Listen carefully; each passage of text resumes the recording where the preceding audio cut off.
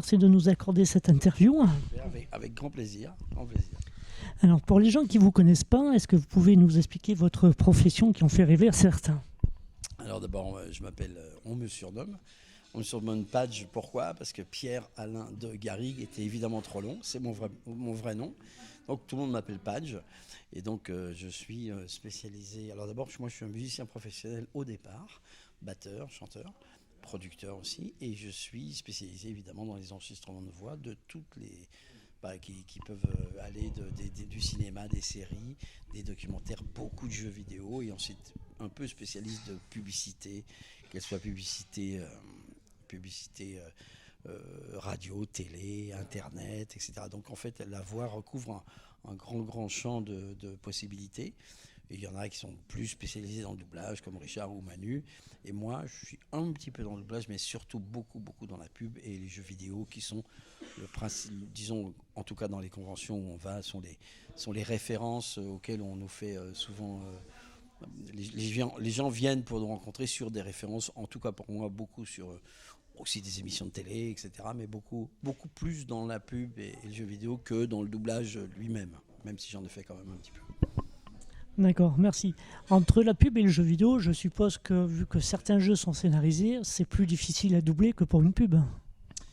En fait, pas tant que ça, parce qu'en fait, les jeux vidéo, la grande caractéristique, c'est je pense que c'est l'endroit où on est le plus en caméléon, pas en imitation, en caméléon. Ça veut dire qu'en fait, on double très souvent dans les jeux vidéo, soit des Japonais, soit des Américains la plupart du temps. Et c'est des phrases qui sont relativement courtes dans le jeu vidéo, puisque quand on joue au jeu vidéo, va par là, revient par là, etc. Donc, et en fait, on suit ce que fait l'Américain au niveau de l'énergie et de l'intonation. Donc c'est plutôt un travail d'imitation que dans la pub, où on est un petit peu obligé. Dans la pub, on a un texte, mais c'est un peu nous qui le plaçons rythmiquement à l'endroit où on veut. Dans le jeu vidéo, c'est très contraignant. Le fait, si on doit faire une seconde 2, ça sera une seconde 2 à quelques images près. Alors qu'on a un peu plus de liberté à la fois dans la publicité.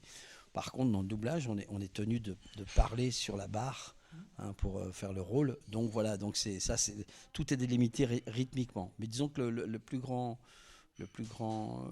contrainte, je pense que c'est quand même le jeu vidéo. Et cette idée de faire du doublage vous est venue d'où, vu que vous êtes musicien au départ?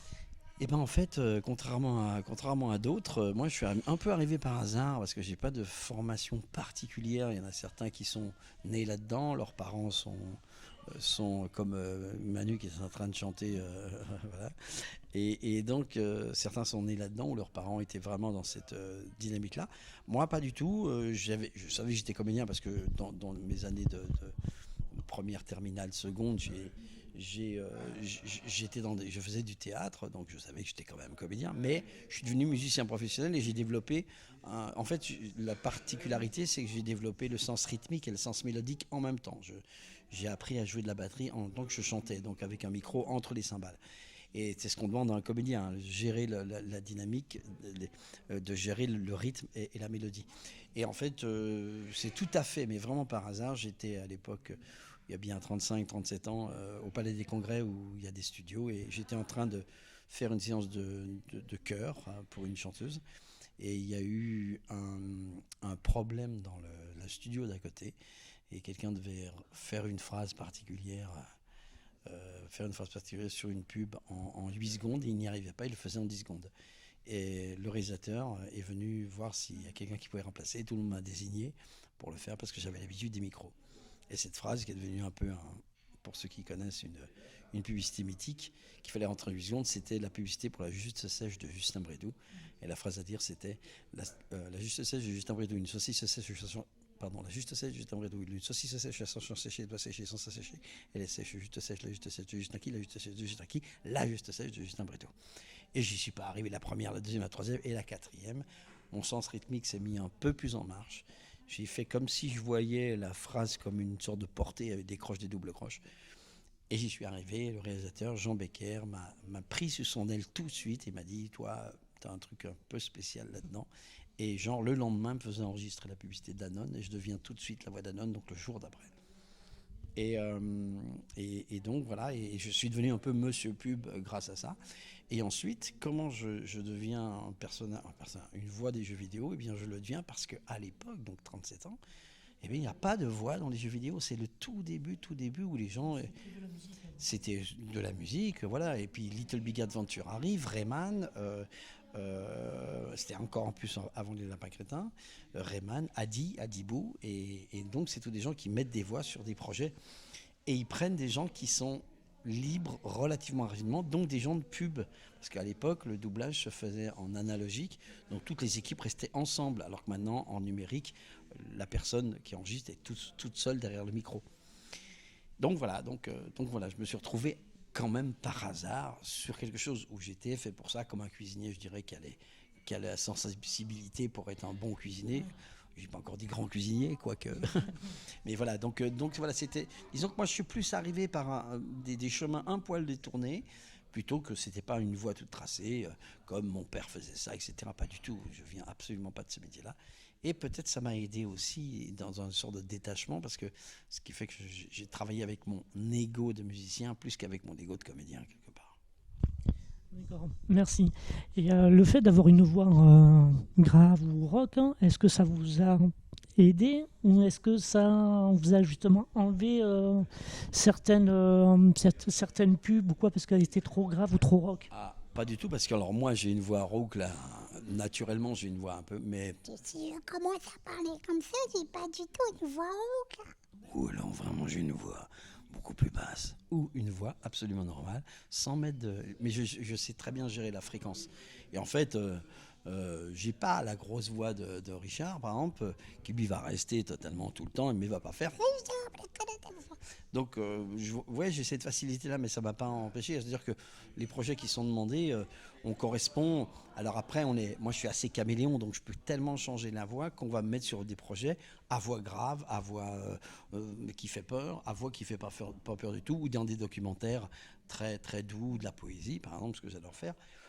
Mais disons, pour répondre à votre question, disons que souvent, quand même, c'est vrai qu'avoir des voix graves, ou si on gère la voix grave, c'est quand même un gage de un peu plus de travail, parce que c'est souvent que ce soit les publicités pour les banques, ou même des documentaires, il y a le côté réassurance, la voix qui fait, qui je dirais presque qui calme, mais une voix vraiment qui est une voix douce, qui protège un petit peu. C'est un petit peu ça l'idée, quoi. Un peu comme c'était dans les bandes annonces à une certaine époque. Ah bah, moi j'en ai fait des caisses et des caisses, hein, et c'est ce soir sur TF1. Oui, c'est le côté un peu le côté la voix du papa ou la voix du gars qui en impose, la voix du boss, quoi. C'est un petit peu ça. Mais ça ne veut pas dire qu'à un moment donné, on vous prend que pour ça. Moi, en tout cas, le choix, je sais que souvent, le choix, il est fait de ma multiplicité plutôt que d'un timbre particulier. Je ne vais pas être choisi sur le timbre. Je pense que je vais choisir sur ma capacité. Diversité. Hein. La diversité. Je vais choisir sur le... Et puis surtout, sur certains projets, je vais être choisi parce que je vais faire 4 voix différentes. Pas facile à faire. Ouais, et encore, tu vois, par exemple, sur LoL, c'est-à-dire League of Legends, je fais 4 voix qui sont différentes. Donc je fais Ramus qui fait un truc ou la boue, roule. Je fais Heimerdinger qui est un génie. Oh, je suis Heimerdinger, je suis un génie atomique, le diagramme. Et ensuite, je vais faire Kled qui est super agressif. Scal, mais qu'est-ce que tu fais? Et puis, je vais faire Wukong qui est un roi singe qui va être très voix grave. Je suis le roi singe. Donc, tu vois, c'est cette multiplicité-là. Et les Riot, en tout cas, les producteurs, ils disent OK, il va pouvoir le faire. Donc, on va pouvoir optimiser un petit peu les séances. On va pouvoir, voilà. Et on va pas, comme on ne reconnaîtra pas trop entre Heimerdinger et Wukong, ceux qui ne savent pas que c'est moi qui fais les deux, c'est pas évident non plus. C'est pas un truc qui est reconnaissable. Disons que la palette va être utile dans le sens où on va pas me reconnaître. Notre ami Patrick Poivet, par exemple, ou même je dirais Richard, quand il parle dans la rue, tu fais wow, c'est pas la voix de Buzz l'éclair, ça. Moi, personne ne va faire super attention à ça, à part au moment où je vais incarner la voix, quoi. Est-ce que vous avez un souvenir qui est plus marquant qu'un autre lors des doublages? Pas spécialement. Il y a plein d'anecdotes, mais j'ai pas de... Alors moi, si vous voulez un souvenir qui soit presque intime, je dirais, moi par mon papa qui est disparu maintenant, mais il savait pas ce que je faisais, quoi. Il savait pas ce que je faisais. Donc c'est pas une anecdote de doublage, mais c'est quand même, il savait pas trop ce que je faisais. Et ma mère me dit un jour, tu devrais emmener ton père en moto avec toi dans une journée. Et ce jour-là, j'avais 4 grosses séances, et la première c'était avec Daniel Prévost, parce que j'étais la voix de Super U avec Daniel Prévost pendant 17 ans, donc. Et j'avais averti Daniel en lui disant mon père vient, donc il a été extraordinaire, il l'a accueilli dans la rue en ouvrant les mains en disant papa, on parlait comme ça. Et surtout j'avais à partir de 15h l'après-midi, j'avais une émission, j'avais un documentaire à faire pour Thalassa, donc avec Georges Pernaut, donc qui est une émission qui à l'époque était très connue. Et donc j'avais un documentaire à faire. Je m'en souviens toute ma vie parce que on nous accueille, Georges Pernaut nous accueille, tout le monde. Donc mon père était impressionné quand même parce qu'il avait vu Georges Pernaut qu'à la télé, puis il connaissait très bien Thalassa puisqu'il le regardait. Et puis j'ai fait le documentaire, et ce qui était hyper touchant, hyper mignon, c'est que j'ai vu, quand j'étais en train d'enregistrer comme ça devant le micro, sur cette position-là, j'ai à un moment donné regardé, et j'ai vu l'œil de mon père qui disait « Waouh, c'est mon fils qui fait ça, waouh !» Et ma mère m'a confirmé, parce qu'il était un peu taiseux, quoi, m'a confirmé et m'a dit il était super fier, parce que c'est comme s'il avait dit waouh, ça c'est mon fils. Ça c'est le plus joli souvenir que j'ai. Après, on n'a pas des souvenirs, on a des souvenirs de choses qui sont pas bien passées, mais qui en deviennent marrantes au bout d'un moment, genre des clients qui ne savaient pas du tout ce qu'ils voulaient, qui te racontent n'importe quoi. Ou voilà, c'est des anecdotes, mais pas de gros. C'est un super souvenir, hein. En fait, il avait du mal à se représenter ce que vous faisiez comme métier, hein. Ah oui, il était médecin de campagne, donc il savait un petit peu, il savait que les gens parlaient de moi sur des trucs, mais il visualisait pas exactement, tu vois, comme les gens qui te disent, qui ont dit, bah oui, moi je fais des voix dans la pub, mais qui voit dans la pub, et puis après qui dit, ah oui, c'est vrai qu'il y a des voix derrière, parce que ça paraît tellement naturel, on se dit, on sait qu'il y a des voix, donc oui, c'était nouveau pour lui, même si... Voilà, en fait, comme il avait été déçu que pas un de ses fils ou filles fasse médecin, mais ça l'a rattrapé en disant, il en parlait souvent, il disait non, il était super fier. Je préfère parler d'un joli souvenir comme ça qu'un truc que pas, j'ai pas de truc particulier. On a des dizaines d'anecdotes sur les mystérieuses cités d'or. Moi, dans la dernière saison, j'ai passé le casting, j'ai fait deux personnages qui sont Ambrosius donc et Zarès, le super gentil et le super méchant. J'ai passé le casting pour les deux et je les ai eu les deux et j'ai dit waouh, j'ai les deux, c'est super. Mais quand j'ai été à TF1 parce qu'on m'a convoqué là-bas, je trouvais ça très étonnant. Et donc maintenant c'est un peu un spoil, je peux quand même le dire parce que c'est terminé. Mais en fait, j'avais passé les deux et on m'avait caché qu'en fait, dans toute la première saison, les 25 premiers épisodes, que Ambrosius était un gentil avec les enfants Esteban Ziatao, pour ceux qui connaissent les mystérieuses cités d'or, et qui est un super gentil qui fait 1m30 face aux géantes qui fait 2m40 et qu'on voit jamais, qui est caché comme un prêtre. Et il s'avère que c'était le même personnage. Donc en fait, l'anecdote qui était assez agréable et en même temps très étrange, c'est que j'ai tourné en studio tout seul pendant 1 an et demi et personne ne devait savoir que je faisais les deux rôles. Et enfin, on savait que j'étais Ambrosius, mais personne ne savait qui était Zarès. Et c'est le dernier épisode qui s'appelle La Révélation où je jouais en même temps les deux voix. Je partais très haut pour arriver très bas. Ça, c'est un grand moment parce que c'était, en tant que comédien, c'est super agréable. Ça c'était super, franchement. Et c'est toujours agréable aussi quand il y a une vraie fin. Oui, tout à fait. Après, oui, une vraie fin, c'est vrai. C'est vrai d'ailleurs. Je connais moi, les Cités d'Or, ouais. C'est de ma génération, et c'est un des rares dessins animés où il y avait une vraie fin. Et ça fait toujours plaisir. C'est vrai. Moi, j'étais pas un spécialiste, je suis devenu après. Mais c'est vrai. Et après, moi, je suis dans les films, j'aime quand il y a des vraies fins aussi. Donc voilà.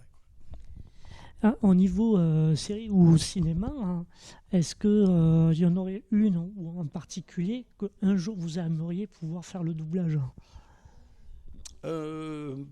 Série, pas trop, je regarde pas beaucoup de séries, mais en film, mais je crois que un peu le rêve de tout le monde, c'est ce qu'a fait un peu Richard quand il a fait le génie d'Aladin. Quand tu fais le génie d'Aladin, il y a pas, tu regroupes tout ce qui peut être fait, rupture de ton, jeux différents, 10, 15, 20 personnages différents.